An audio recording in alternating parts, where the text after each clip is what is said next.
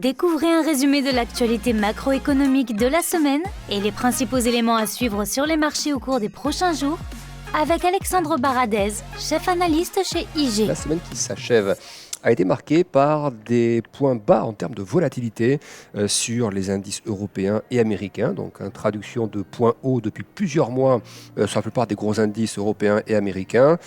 Pour donner un ordre d'idée des niveaux que nous avons atteints, la volatilité sur le DAX allemand, donc un principal indice allemand, est retombée dans la zone des 20.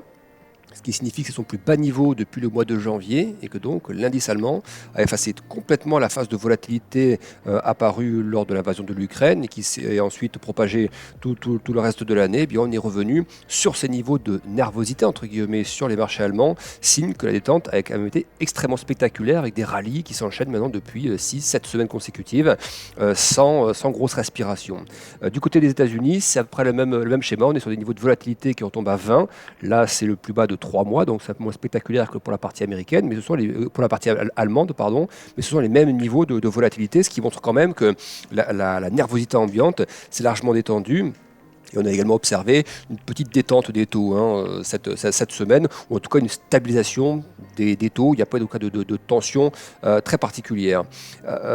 C'est à observer de manière un peu prudente à court terme, je trouve, parce que là, on est quand même sur des phases d'avancement du rallye qu'on observe maintenant, donc de cette fameuse hausse des marchés actions qu'on observe depuis maintenant presque 2 mois. Ce rallye, il a commencé tout début du mois d'octobre, on est quasiment fin novembre, et donc on a enchaîné comme ça les semaines de hausse sur divers arguments, divers motifs, des anticipations de tassement sur les prix qu'on a effectivement vu se réaliser du côté des États-Unis avec le 4e mois consécutif de repli de l'inflation, avec des anticipations d'annonces de la part de la Chine et puis la concrétisation de certaines de ces annonces, en tout cas une série de nouvelles un petit peu moins négatives. Alors on sait que la Chine est dans une phase à nouveau de reconfinement partiel où on va essayer de mesurer si justement elle veut aller vers ce contexte sanitaire un peu plus assoupli malgré une nouvelle vague de Covid qui la frappe. Donc c'est en test actuellement, mais il y a d'autres annonces aussi. On a vu que la Chine avait expliqué qu'elle voulait que les investisseurs étrangers aient un accès simplifié aux obligations donc, domestiques, rendre ces mouvements plus fluides, notamment les transferts entre pays. On sait que la Chine également, là en fin de semaine, la Banque centrale chinoise a annoncé un abaissement des ratios prudentiels pour les banques, notamment de 25 points de base. Ce qui veut dire quoi? Ce qui veut dire que ça concerne les ratios prudentiels pour tout ce qui est liquidité. Donc quand vous abaissez le ratio prudentiel, vous permettez aux banques de dégager de la liquidité pour des activités de crédit par exemple, et on estime que le mouvement d'aujourd'hui va libérer à peu près 70 milliards, 70 à 80 milliards de dollars de capacité donc d'action pour les banques chinoises. Donc évidemment ça vise à soutenir l'activité par le crédit notamment, et puis on voit également que la Banque de Chine a autorisé une ligne de crédit de 600 milliards de yuan, donc à peu près 80-90 milliards de dollars, pour soutenir les principaux promoteurs immobiliers, les principaux développeurs immobiliers du pays. Donc là, signe supplémentaire que la Chine veut effectivement clairement arrêter ce ralentissement économique. Et ça vient aussi dans ce qu'on a vu post-réunion du G20, par exemple, avec une réunion qui ne s'est pas trop mal passée entre Biden et le président chinois, avec des groupes de travail de hauts responsables qui vont se poursuivre après le G20. Voilà, ça fait partie des choses qui ont amélioré ce sentiment sur les marchés. Mais la question qu'on doit se poser aujourd'hui, et les banquiers centraux commencent à nous apporter quelques réponses de ce côté-là, c'est est-ce que les marchés ne se sont pas trop détendus ? Parce que quand les marchés se détendent, ça veut dire quoi ? Ça veut dire que les taux souverains repartent un peu à la baisse, ce qu'on a observé depuis quelques semaines par rapport au pic touché il y a quelques temps. On voit également donc beaucoup moins de volatilité, on vient d'en parler, beaucoup moins de volatilité sur les marchés actions. Donc il y a ce qu'on appelle un assouplissement là depuis quelques semaines à nouveau des conditions financières qui avaient été durcies mécaniquement. La Fed augmentant les taux, ça faisait augmenter les coûts du crédit consommation, crédit immobilier, ça faisait baisser les marchés actions, ça créait de la nervosité, de la volatilité, c'était un durcissement des conditions financières. Là, depuis 2-3 semaines, on observe une détente de ces conditions financières. Et ça ne va pas dans le sens voulu par la Fed, parce que des conditions financières plus dures, voire restrictives, sont nécessaires pour ramener le plus vite possible l'inflation vers les 2%.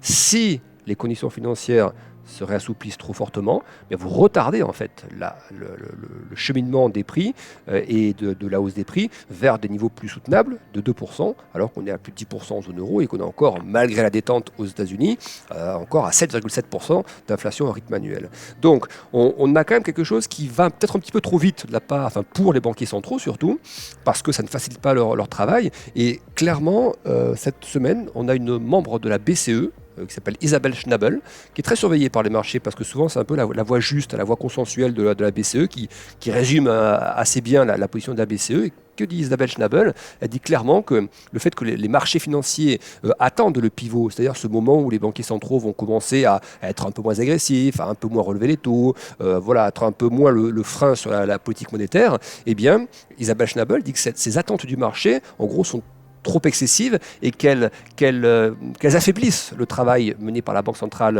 européenne pour enlever toute cette politique qui était trop accommodante. Et donc, effectivement, elle a raison. Si les conditions financières s'assouplissent, ça équivaut à des, je ne dis pas un soutien au niveau de la BCE, parce que ce n'est pas la BCE qui le veut, mais ça veut dire que ça vient un petit peu en vent contraire de l'opération de normalisation monétaire et de durcissement monétaire opérée par la Banque centrale européenne. Donc là, on a clairement une banquière centrale qui nous dit clairement ce qui se passe en gros sur les marchés, ça ne nous aide pas, ça ne facilite pas le job. Et il n'y a pas vraiment de hasard, parce que avant qu'on ait ces propos là cette semaine de Isabelle Schnabel, on avait également eu d'autres membres de la BCE qui avait parlé de manière assez dure. Même Christine Lagarde, par exemple, il y a quelques jours, la présidente de la BCE expliquait que même une récession ne serait pas suffisante, ne serait potentiellement pas suffisante pour ramener les prix vers les 2%. Donc c'est une déclaration extrêmement négative qui signifie qu'en gros, on n'est même pas certain qu'avec un énorme ralentissement économique, voire une dégradation économique, on parvienne à revenir vers l'objectif de 2% rapidement. Donc ça, c'est volontairement des phrases faites pour choquer le marché. Et du côté des États-Unis aussi, on a eu quelques colombes, quelques membres de la Fed plutôt colombes. Les faucons ont le même discours depuis quelques temps, mais certaines colombes ont semblé assez mal à l'aise aussi avec cette idée avec cette réaction des marchés en fait, depuis quelques jours. Donc ça, normalement, il faut y prêter attention parce que après l'énorme rallye qu'on a vu sur les marchés là depuis maintenant presque 2 mois, eh bien on voit que ça commence à grincer un peu les dents du côté des banquiers centraux et il est possible que d'ici la fin de l'année, on ait quelques phrases comme ça volontairement adressées au marché qui sont un peu plus dures pour l'obliger à consolider. Faire en sorte que les taux ne se redétendent pas trop, faire en sorte que les marchés actions ne redécollent pas subitement parce que ça étend les multiples de valorisation. Et dans un moment aussi où l'activité économique mondiale est en train de ralentir. Cette semaine, on a eu les publications de PMI en Europe, aux États-Unis.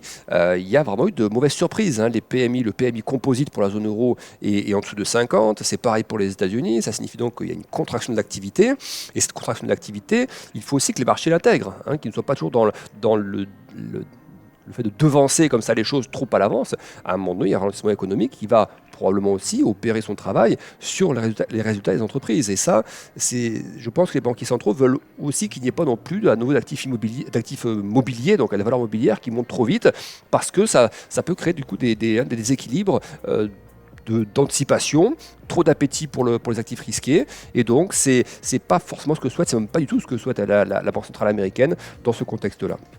Donc attention à ça, à ce risque d'avoir des propos un peu plus durs de la part des banquiers centraux d'ici la fin de l'année. Et donc on peut aussi se demander si on n'a pas vu le plus gros du rallye de fin d'année déjà, ce fameux rallye de fin d'année qui a tendance à se mettre en place entre novembre et décembre habituellement. Là cette année effectivement c'était plutôt octobre-novembre et vu l'ampleur du rebond, il semble qu'on parte plutôt vers de la consolidation jusqu'à la fin de l'année plutôt qu'une poursuite de ce rallye, en tout cas quand on voit ces éléments de déclaration et puis ces éléments macroéconomiques aussi. Alors du côté de la macro, ça c'est les indices d'activité court terme donc qui montrent l'activité qui est en train de ralentir. Après, dans ce schéma dégradé, économique dégradé, notamment en Europe, on a quand même des signaux un petit peu de résilience de l'Allemagne. Il faut quand même le dire. On est sur le 2e mois consécutif de très léger rebond de la confiance des consommateurs allemands. C'est à souligner. Elle est historiquement très basse, cette confiance. Mais ça fait 2 mois qu'elle ne se dégrade plus. Du côté des indicateurs tels que le ZIU ou l'IFO, sentiment économique ou climat des affaires, en Allemagne, c'est pareil, on voit des petits rebonds comme ça, même parfois des rebonds un peu plus marqués sur le ZIU par exemple. Donc ça c'est aussi des signaux un peu de résilience. Et puis on a eu, j'enregistre le podcast, là, on est vendredi, il est 16h30. On a eu également un chiffre de croissance allemande pour le troisième trimestre meilleur qu'attendu. Donc ça repousse encore cette hypothèse de récession, donc d'une contraction de l'activité qui aurait commencé dès le troisième trimestre. Ce n'est pas encore le cas. Le Q3 pour l'instant, le troisième trimestre, était en croissance. Donc pour l'instant, toujours pas de trace d'une récession, malgré les craintes affichées du gouvernement allemand. Probablement qu'il y en aura peut-être une, effectivement, peut-être ce qui commencera au Q4 et s'arrêtera au T1 ou au T2. Mais en tout cas, cette récession n'a pas encore commencé, alors que dans les prévisions, on se souvient il y a quelques semaines encore du gouvernement allemand, ils estimaient que la récession allait commencer, donc que la contraction allait se faire au T3, se poursuivre au T4 et ensuite basculer sur le T1 l'année prochaine. À ce stade, toujours pas de trace de récession. Donc ça, c'est des preuves de résilience intéressantes, mais comme les marchés actions ont déjà beaucoup rebondi, on pense évidemment au DAX notamment, eh bien, c'est pas comme si on découvrait ça, si vous voulez. Je pense qu'il y avait aussi dans le comportement des marchés actions une forme d'anticipation, à un moment donné, d'un arrêt de la dégradation du sentiment en Allemagne, par exemple. Parce que les prix du gaz ont quand même pas mal baissé, parce qu'il y a eu beaucoup de mesures de soutien, etc., qui commencent à porter leurs fruits en termes de sentiment, notamment. Donc, voilà, est-ce que le marché peut encore s'appuyer là-dessus pour rallier à nouveau et pour accélérer à nouveau? Ce serait un peu surprenant après la vitesse d'accélération qu'on a eue ces dernières semaines. Qu'est-ce que nous pouvions encore dire pour cette semaine? Je vérifie s'il y a des choses indispensables. Ouais, on constate aussi, toujours du côté de la macro mondiale, on a quand même un ralentissement qui s'est accentué ces derniers jours, dernières semaines, même 15 derniers jours, sur tous les indices de transport maritime, que ce soit pour le vrac sec ou pour le transport de containers, par exemple. On voit que les indices de prix sont beaucoup tassés. Et effectivement, ça ressemble plus désormais à des facteurs liés au ralentissement mondial qu'à la normalisation post-Covid. À un moment donné, on était à la bascule entre les deux. C'est-à-dire qu'il y avait des excès pendant la période post-Covid, parce que la demande mondiale était absolument gigantesque, et comme il y avait des effets de confinement encore ici ou là, tous les bateaux ne partaient pas, ou n'étaient pas assez disponibles. Dans les ports, il n'y avait pas les effectifs qu'il fallait pour que la fluidité logistique soit au rendez-vous. Et donc on disait, voilà, il y a une phase à un moment donné où les prix du transport maritime ont commencé à repartir à la baisse. On attribuait plutôt ça, effectivement, à l'aspect de normalisation post-Covid. Mais là, on voit que la baisse continue, si vous voulez. Alors certes, on revient sur les niveaux quasiment pré-Covid, donc c'est un retour à la normale, mais qu'est-ce qui est de l'ordre du ralentissement économique mondial dans ce tassement encore plus important ces derniers jours des prix du transport mondial? Et très très probablement par rapport, quand on rattache ça au PMI par exemple, aux indices d'activité Europe ou États-Unis, on voit qu'il y a quand même un fort soupçon que cela arrive par des raisons tout simplement de baisse de la demande, de tassement de la demande. Alors ça, c'est favorable aux banques centrales, elles veulent ce tassement de la demande qui va favoriser le repli de l'inflation. Mais les marchés actions qui ont beaucoup grimpé ces dernières semaines en tout cas, ont aussi déjà intégré ce côté mauvaise nouvelle égale bonne nouvelle pour l'inflation. Mauvaise nouvelle macro égale bonne nouvelle pour l'inflation. Là, est-ce qu'on pourra encore continuer à accélérer comme ça? Il me semble qu'il y a à un moment donné la nécessité d'intégrer un peu plus quand même les éléments d'ordre macro. Si ça ralentit vraiment au niveau mondial, eh bien, il faut aussi regarder un peu du côté des entreprises comment cela se traduira pour leurs résultats, dont on connaîtra donc les résultats justement du quatrième trimestre à partir de janvier. Voilà ce qu'on peut dire pour le résumé de cette semaine. Je vérifie juste si j'ai rien oublié. Non, apparemment non, on a à peu près dit tout ce qu'il fallait. Semaine prochaine, donc une semaine intéressante qui nous attend, une belle grosse semaine avec pas mal de data différentes. Ça va commencer lundi donc avec j'ai oublié ce qu'il y avait lundi, donc excusez-moi, un petit trou donc lundi, ne bougez pas, je vais vous dire ce qu'il y a lundi. J'ai oublié, je l'avais en tête il y a quelques secondes. Lundi, nous allons avoir, un discours de Christine Lagarde. Voilà, discours de Christine Lagarde à partir de 15h. Mardi, ce sera la confiance des consommateurs aux États-Unis que nous suivrons. Donc, début de semaine plutôt calme. Ça va vraiment se densifier à partir de mercredi. Là, on a un calendrier assez chargé. Ça commencera dans la nuit par les PMI d'activité en Chine, donc indice d'activité en Chine, très important dans le contexte actuel. On aura ensuite les chiffres d'inflation pour la zone euro. Ce sera suivi ensuite l'après-midi par des chiffres JOLTS qui mesurent le nombre d'emplois vacants aux États-Unis. Plus les chiffres JOLTS sont importants, plus le marché de l'emploi est tendu, plus c'est inflationniste via les hausses de salaire. Si le chiffre JOLTS se détend un peu plus fortement, ça va dans le sens de ce que veut la Fed, d'une détente du marché du travail qui est moins inflationniste. Donc ça pourra pleurer au marché.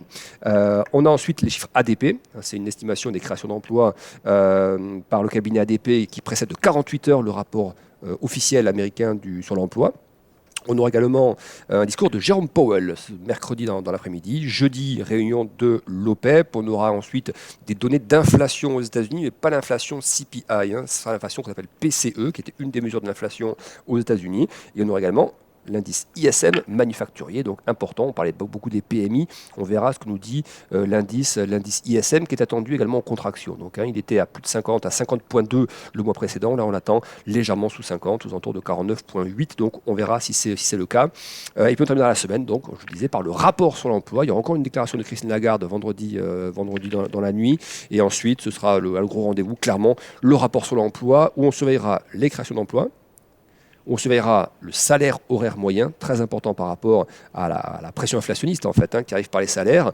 Et on surveillera également le taux de participation. Un taux de participation qui s'accroît, ça veut dire qu'il y a plus de monde qui participe au marché du travail. Ça veut dire un marché du travail qui se détend un peu plus et donc qui est moins favorable à des très ou trop fortes hausses de salaire qui elles-mêmes sont inflationnistes.